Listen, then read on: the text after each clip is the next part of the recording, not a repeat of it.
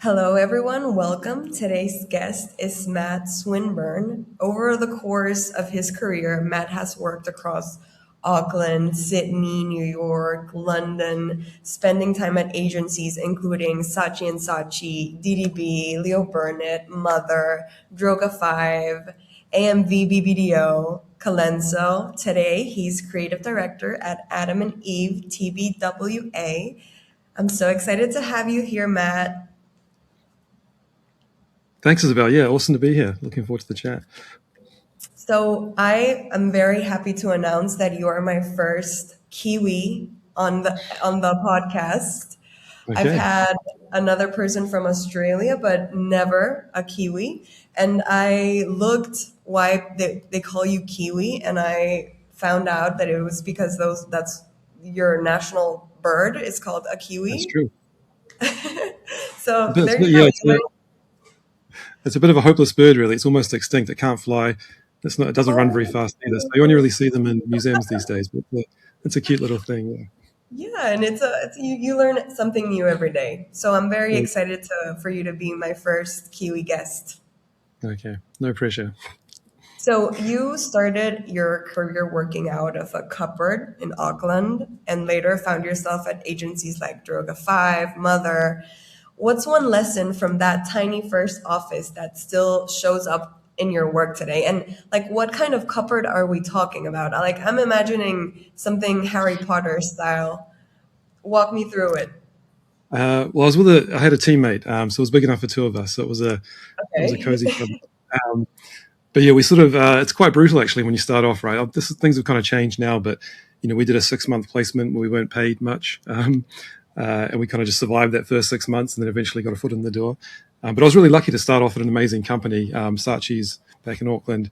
Yeah, like an amazing creative mentors that have all gone on to run agencies and Nice. networks and things. So, but yeah, it was just a really exciting time to be there, really. And I think probably the thing that I learned best that kind of I take with me is just this kind of hustling spirit. I think this kind of ability to kind of make things happen. I think it's a very New Zealand thing. We kind of have this really entrepreneurial mindset, and we're really good. We're really good problem solvers. We kind of do it. This is a DIY attitude. We do things ourselves, and I think that works out really well in advertising because you're kind of hunting down those opportunities and kind of finding ways to just to get work out the door. I think we were, that there was that real culture of hustling back then, which I think I've taken with me. I try and instill that in creative teams that I work with around the world.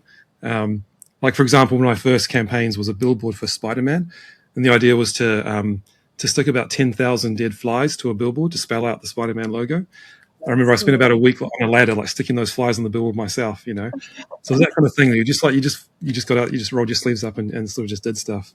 That's Yeah, and I think amazing. I always thought the best creatives kind of think like producers. You're always thinking about ways to make things happen. So I think probably that's what I love most about my time back there and what I try and take with me. Yeah. That's cool. I can see how that mindset would travel well. And if I dropped a young creative into Auckland, New York, London for a year each, I mean, what lessons would they learn fastest in each place based on your experience? Yeah, it's a good question. I love that advertising's allowed me to travel. Like it's one of the few jobs that is so transferable. You can really, because the fundamentals are kind of the same wherever you go, like in terms of coming up with ideas and making work. But yeah, in terms of what you learn, I think in New Zealand, definitely that hustling mindset, that proactive mentality. I think in London, I think the craft is a big thing because the market moves a bit slower. Things take a bit more time, so you have time to really craft the work and really, you know, write things 1,000 times and really work with brilliant designers and make things look amazing. So I think that's really great for your craft skills. I think New York is probably I'd say all about scale. Like I'd never worked with such big budgets before and such big teams. Like you think about doing a national campaign for Verizon or the United States Postal Service was a client I had back then. And I've never worked with like an integrated agency team. And I remember being on these calls with like 70 people, and you've got like 10 different agency partners. You've got PR agencies and social and digital and shopper and all this stuff. So, whereas in New Zealand, you kind of just, everything's done within the agency. You kind of, you're sort of everyone's an all rounder. Like you kind of figure things out. Our sales was a lot more specialized, I think, in America. True of London to a degree as well. So you're kind of learning the politics, I guess, of working with different agency partners and those bigger teams was a big thing over there. That's cool. And I'm fascinated by New Zealand and how that experience shaped you. And so do you think like New Zealand's distance from the rest of the industry is a disadvantage or part of the reason its creatives stand out? Um, I think it's definitely an advantage more than a disadvantage. I always tell young creatives if I meet a young team who's keen to travel, I always say just go to New Zealand for a couple of years because you learn so quick because the industry moves fast about that you can make work quickly, and the work's brilliant. It's an amazing creative industry, but you can learn really fast and get a lot of work under your belt and get that experience. So I think it's a brilliant place to start off. So I always tell creatives and wherever I am to like go to New Zealand, do a couple of years. Um, but I think, yeah, I mean, I guess the disadvantage of that geographically, you don't have access to the same kind of pool of talent because it's a smaller market. You can't pull in Mhm. Yeah. the same kind of things. I mean, there are still brilliant creative people to work with back there, but that's one thing. But I think, yeah, I think the advantage is probably the mindset that it fosters. Like Kiwis are, it's kind of a cliche, but we love being an underdog and like punching above our weight. And being so small on the other side of the world, it's like you want to take on the world and be on the world stage, and we're quite competitive that way. So I think that kind of that distance makes us more hungry to do great things. I love that. That's such a Kiwi answer. And I think that probably explains definitely why many Kiwis creatives punch above their weight. I love that. And like, has there ever been a campaign you've worked on that sounded terrible when you first heard it, but got better every time someone explained it? Yeah, definitely. I think probably my favorite ideas are the ones where you're in the room and you hear an idea and everyone's like, you can't do that. That's ridiculous. There's no way we'll be able to pull that off. I think that's when you know you're onto something interesting, like because you're doing something that hasn't been done before, right? And people might be scared of it and kind of those ideas die pretty quickly sometimes. But I think, one of them was that design museum supermarket that I did during COVID. Okay, yeah, I was yeah, you a brilliant little mentioned. team came up with this idea. And the idea was like during COVID, supermarkets were allowed to be open because they were selling essential supplies, but art galleries were forced to shut. And our client Bombay, believed they were a big part of the art community and believed that art is essential for your mental health. So we turned an art gallery into a supermarket so it could be legally open. So we found a loophole, and we sold, household food, but packaged in the art. So the packaging became the art. We partnered with all these amazing designers to do the packaging. And that was one of those ideas that could have died so easily because everyone said, just there's no way you can change the law and open a gallery during COVID. And we just kind of stuck with it. And I think those having like the kind of producers that we were lucky to have some brilliant people there where their default answer is kind of yes, like that's crazy, but let's figure it out rather than like kind of shutting things down. So I think, having those kind of, those hustlers is key to getting momentum behind those things.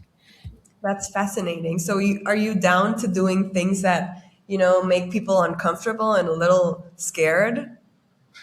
Yeah, I think that's what I get excited about. Kind of doing things that are a bit cheeky, like kind of finding ways to subvert culture or finding loopholes. Yeah, those kind of shaped ideas excite me for sure. Yeah, Absolutely. I can see how those kinds of ideas like really turn into something great. I mean, if you look at it in terms of like life, doing the things that make you uncomfortable, the things that make you scared, that's, where the most growth and evolution happens.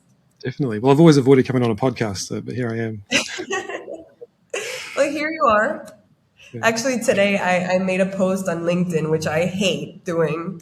yeah, yeah. But I did it because it makes me uncomfortable and it makes me like a little scared. But it's like, you know what? I tackled this being the host of a podcast that is completely out of my comfort zone. I Mm, studied mm. international relations. Like this is a completely different universe to me. Um, but yeah, I agree that the doing the things that make you uncomfortable, that make you a little scared, that's where the real power comes from. So I That's love very that cool. how that reflects back into like art and creativity. Yeah, I agree.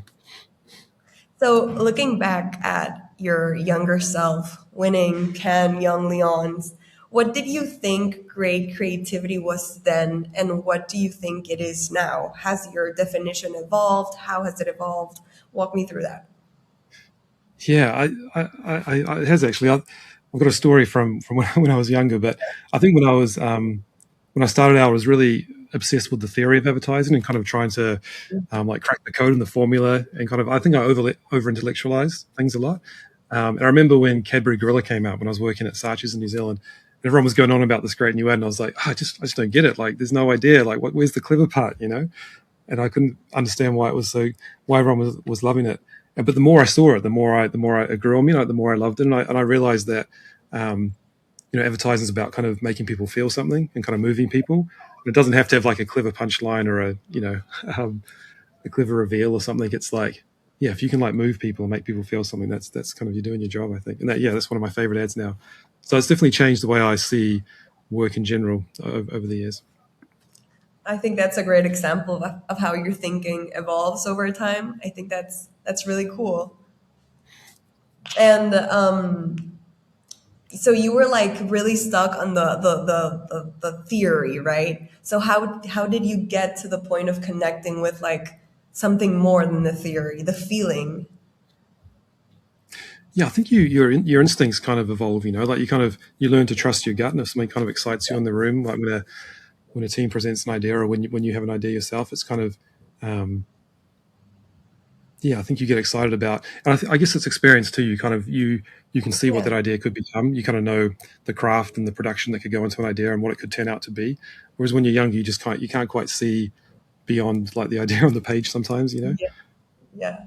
And I love how it all goes back to connection, you know? I think the human psychology of all this is very interesting, but it also goes back to, you love something that makes you connect with something that makes you feel something. So I think that's a very cool way to see it. Yeah, I think if it excites you, then it's going to excite other people, hopefully. So you kind of trust Yeah. that feeling. Yeah. Yeah. And you've worked at agencies famous for their cultures.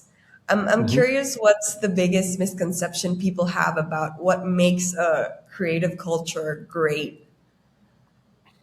Yeah, it's a good question. I think maybe a misconception is that it's all about kind of hard work, and that you need to work people really hard to the bone and kind of create this kind of cutthroat environment. And I've worked in those kind of places, and they can produce great work, but I don't think it's great for people, and it's not maybe sustainable.